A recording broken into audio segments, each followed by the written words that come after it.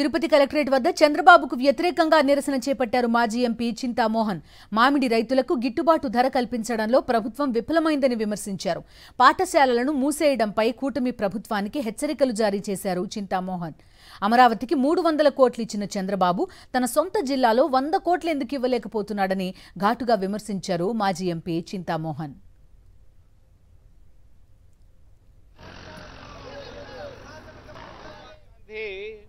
ప్రధానమంత్రిగా ప్రతి పేదవాడికి విద్యను ఇచ్చేటువంటి ఆలోచనలో భాగంగా ప్రతి గ్రామంలో ప్రాథమిక పాఠశాలలను ప్రారంభించడం జరిగింది దాదాపు 40 సంవత్సరాల క్రితం.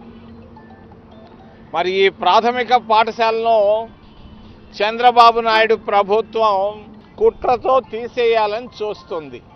వాళ్ళ ఆలోచన పేదవాడికి విద్య అందకూడదు, పేదవాడు చదువుకోకూడదు, పేదవాడు ఇంగ్లీష్ నేర్చుకోకూడదు అన్నదే కూటమి ప్రభుత్వ కుట్ర ఆలోచన.